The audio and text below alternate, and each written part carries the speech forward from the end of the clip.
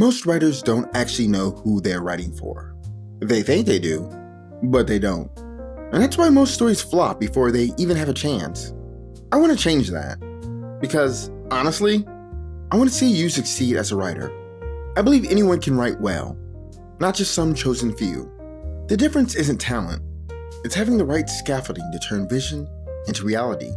That's why I developed the Audience Archetypes, a framework that pinpoints why people engage with stories, what they crave, and how to make sure your writing actually resonates. No more guessing. No more vague advice like, just write for your audience, without explaining what that even means. But before we dive into the solution, let's talk about why this even matters. Because storytelling today is suffering from a modern pandemic, a pandemic of self-indulgence. Self-indulgence in storytelling isn't some abstract theory, it's everywhere. And if you think I'm exaggerating, look no further than The Acolyte. Few things scream, I'm writing for myself and nobody else, louder than it. Look, when you take on a beloved franchise, there's a responsibility that comes with it. You're not just telling your story, you're adding to a world that means something to millions. The goal? Enhance it, expand it, make something people actually want to experience. Instead, The Acolyte felt like a self-important fan fiction with a Hollywood budget. It wasn't made to honor Star Wars. It wasn't even made for Star Wars fans. It was a personal manifesto shoved into the franchise like a square peg in a round hole. And most people noticed. It wasn't just bad. It felt disconnected from the very audience it was supposedly made for. That's what happens when writers stop thinking about their audience and start treating storytelling like their own personal therapy session. It stops being about creating an experience and starts being about shouting their thoughts into the void. Now, real quick, if you want to explore themes, that's great. Every good story has something to say, but people aren't here for a sermon. They're here for a story.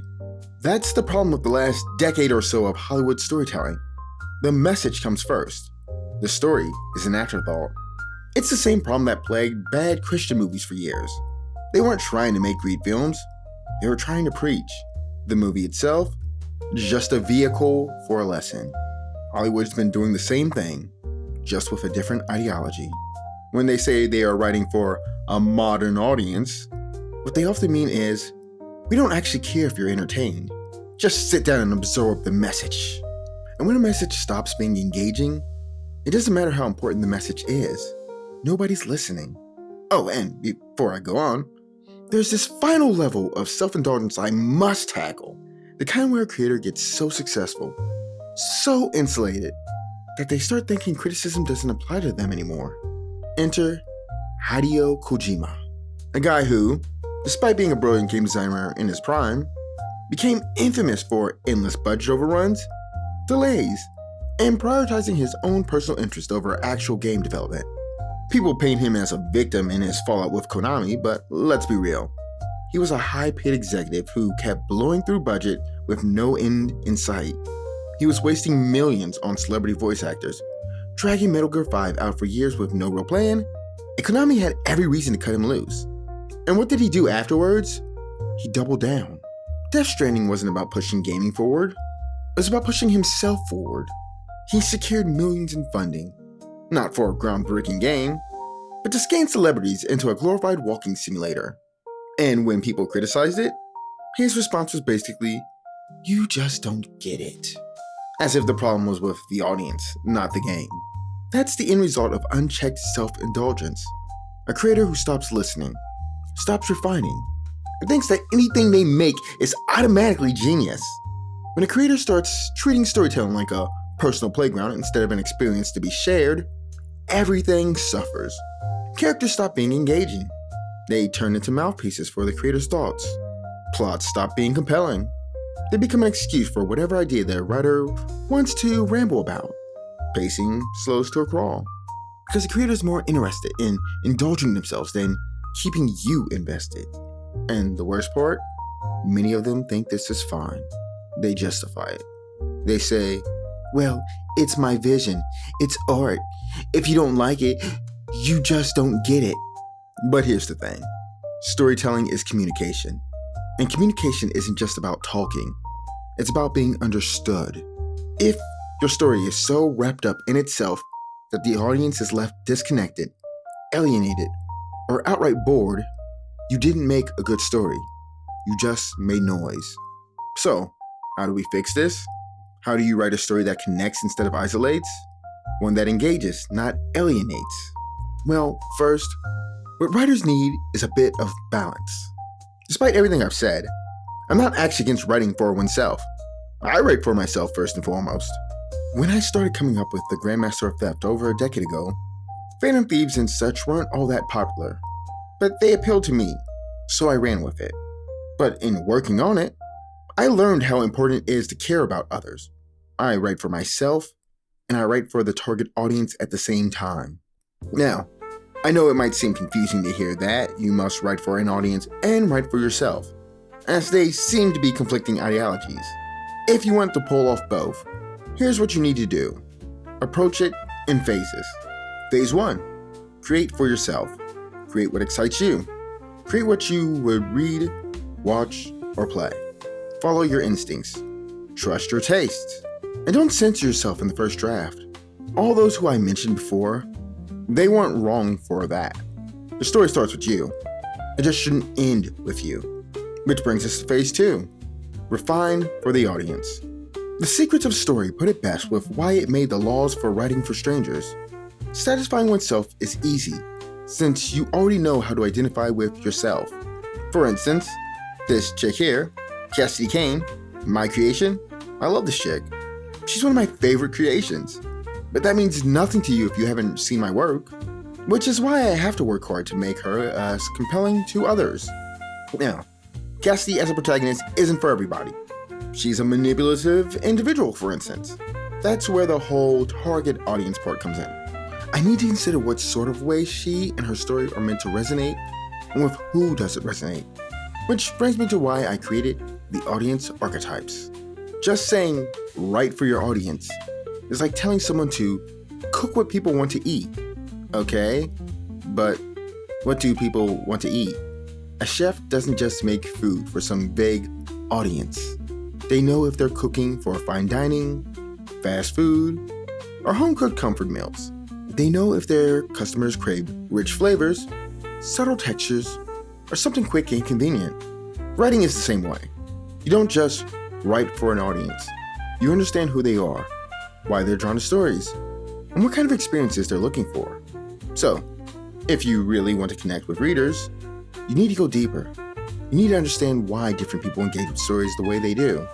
You need to understand the different audience types and what truly resonates with them. Now, as I've discussed in a past video, there are 3 ways in which stories resonate: emotional, intellectual, and aesthetic. Emotional resonance is the gut punch, the heartbreak, the thrill. This is when a story hits deep, makes you feel something raw and real. Like how Ace Attorney does that for me with my favorite case in the series, Farewell My Turnabout. I'm avoiding spoilers in this, but for the basic premise of the case, Phoenix Wright's paralegal Maya Fey is kidnapped by an assassin, and he's forced to defend someone in court to save her. For those who are trying to appeal to this type of resonance, I've categorized 4 of my 13 archetypes as best suited for this. 1.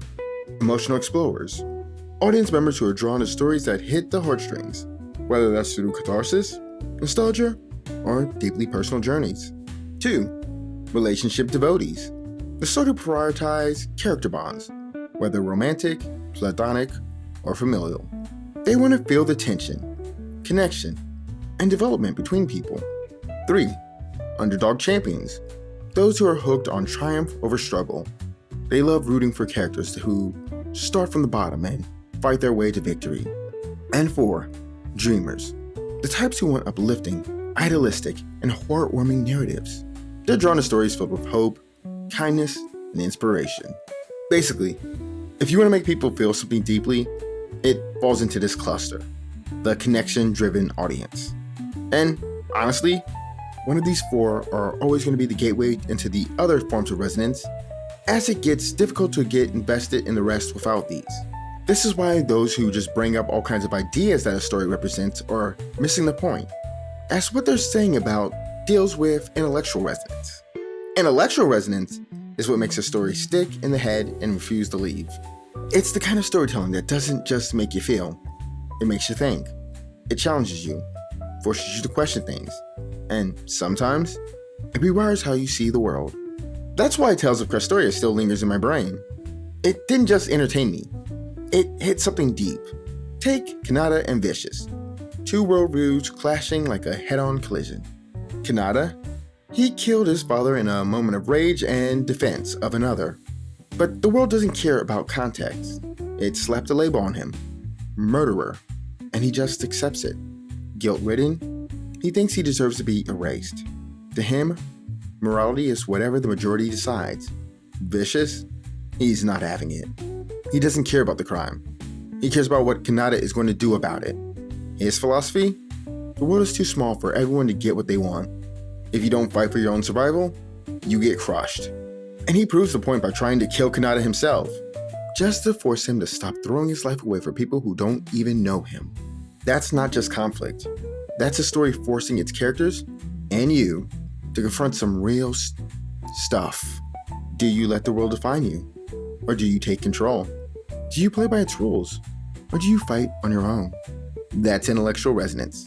It's not just a story, it's a challenge. Now, for those who this appeals to, I've identified 4 archetypes.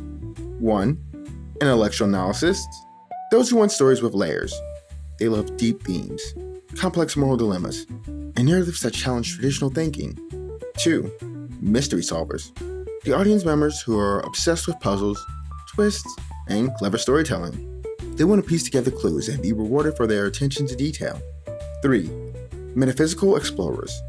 Those seeking stories that tap into symbolism, spirituality, and deep existential questions. They want narratives that explore the human condition in abstract ways. And 4. Cultural historians. People who engage with stories on societal, historical, or activist levels. They are drawn to narratives that reflect history, critique power structures, or explore cultural identity. These 4 make up the intellectual and thought-driven audience crowd. If your story thrives on themes, puzzles, or philosophy, these types are who you want to target most. The third cluster, the escapism and thrill-seeking audience, are those who aesthetic resonance is for. Aesthetic resonance is all about the vibe, the atmosphere, the pure sensory experience. This is when a story completely pulls you in through its style, energy, or immersive world. Whether it's through sounds, visuals, or sheer attitude, this type of story feels big just by existing. And it doesn't even have to be fantastical or anything. For instance, an example of this that appeals to me, Blue Lock. I cared so little about soccer in the past that when I told a friend who loves it that I'm now into it, their first question was, who am I? And what have I done with Marcus? But this now has me into it. I love the story's attitude, the hunger, the competitiveness, the ruthlessness, the setting, the philosophy, the intensity. That's what I'm here for. Frankly, I agree with Jinpachi Ego on what it takes to be the best. I love the polished look of everything, the systems used, and just, this is what I'm into. I get so immersed in all of it. It appeals to a part of me that is an adrenaline seeker, which is one of the remaining 5 archetypes. Here, let's get those down, as I'm really excited to show you how to use these already. First, we have escapists. Escapists want to lose themselves in another world. They love deep, expansive world building and immersive storytelling that makes them forget reality. Atmosphere seekers, meanwhile, crave aesthetic, mood, and sensory experiences. They engage with stories that pull them into a specific feeling, whether dreamlike, eerie, or visually stunning. Adrenaline seekers like me want high stakes, fast momentum, and action-packed storytelling. They live for thrillers, action sequences, and gripping tension. Dark explorers gravitate toward gritty realism, psychological depth, and moral ambiguity. They want stories that explore the darker side of human nature and society. And finally, comedic souls live for humor, satire, and sharp comedic timing. Whether it's an absurd comedy or a social satire, they're here for a good time. So yeah, these 13 archetypes are who the audience are. And they work better than most go-tos, demographics, marketing trends, or genres. because they're about something deeper. They're about the core experiences that drive people to engage with stories. Just a note, for those who think that I'm ditching demographics, marketing trends, and genre entirely, they all have their place. If you're in publishing, marketing teams will absolutely care about targeting age groups, reader habits, and market demand. And knowing your genre is crucial. It sets expectations for what kind of story you're telling. The problem with those is that they only tell you what people consume, not why they consume it. Demographics can tell you that young adult readers tend to gravitate towards fantasy. It won't tell you whether they want deep emotional bonds, high-stake adventures, or intricate world building. Marketing trends can show you that thrillers are selling well, but it won't tell you if those readers are in it for the action, the puzzle, or the psychological tension. Even genre alone won't tell you why someone picks up a book. For example, two people can love fantasy for completely different reasons. That's where my audience archetypes come in. They go beyond surface-level categories and dig into the real reasons people engage with stories. Now, for those who wonder how to start using this immediately, it isn't too difficult. First, you press the like button on this video, since that will help this video spread and keep me focused on digging deeper into this. And, well, I have a lot more to develop with this. But regardless. 2, you start with yourself. Analyze your storytelling preferences. What experiences do you prioritize in your storytelling? What do you personally enjoy consuming? What storytelling elements excite you the most?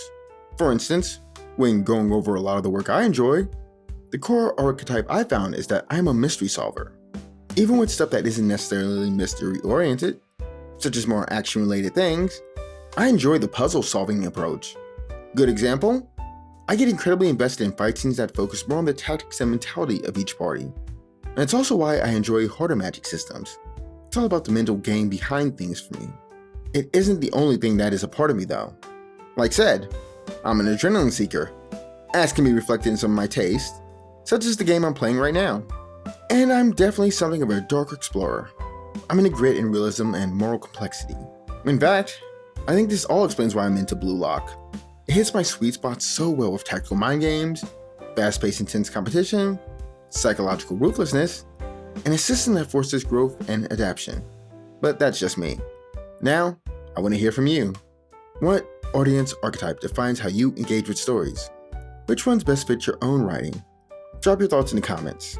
If you're not sure, tell me what stories hook you the hardest, and I'll help you figure out where you land.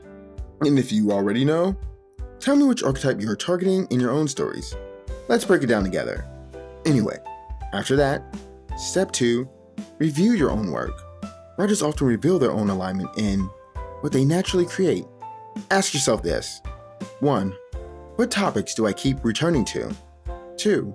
What kind of characters and conflicts do I love exploring? Now, step 3 is for those who have shared their work before. With this, analyze those who your work has resonated the most with. Look at their feedback patterns. What do they say about your work? Check engagement trends. Who is drawn to your style? Observe behavior for what they're praising or critiquing. Once you have that, lean into the stuff you have. Experiment and refine, since your resonance may evolve over time. Now, before I bring this to a close, there's one question I'm certain some have which I must address. How many audience types should you target? Should you go all in on 1 or 2 and build something tightly focused? Or should you broaden your scope to appeal to a larger audience? The answer depends on the kind of story you're telling. If your story is highly focused, aiming for just 1 or 2 archetype can be a huge advantage. Some of the most powerful, emotionally resonant stories don't try to be everything for everyone. Instead, they double down on a specific experience and do it exceptionally well. Take The Fault in Our Stars. It doesn't try to thrill with action or challenge you with deep mystery. It laser focuses on emotional exploration and character relationships. That's why it hits hard. Or Sherlock Holmes. It's all about the mystery solver experience, with some intellectual analysis mixed in. But it's not trying to deliver emotional catharsis or adrenaline-pumping action. It knows exactly what it is. When you focus, you resonate deeper. But what if you're telling a bigger, multi-layered story? If your story is larger in scope, you can expand it to 4 or 5 archetypes, but past that, you risk losing focus. A great example, Avatar: The Last Airbender. It's not just for escapists, it also appeals to underdog champions, emotional explorers, and intellectual analysis. Escapists are drawn into the expansive, immersive world. Underdog champions connect with Aang's journey from reluctant hero to master of all four elements. Emotional explorers get deeply invested in character arcs like Zuko's redemption. Intellectual analysts love the intricate themes, philosophy, and moral dilemmas woven into the story. That's why Avatar resonates with such a broad audience. But it still knows what it is. It doesn't try to appeal to everyone, just the right mix of archetypes which reinforce its core themes. Big stories work when they balance multiple archetypes without trying to be everything at once. The only reason I can think to exceed 5 is when crafting a long-form franchise with multiple entry points.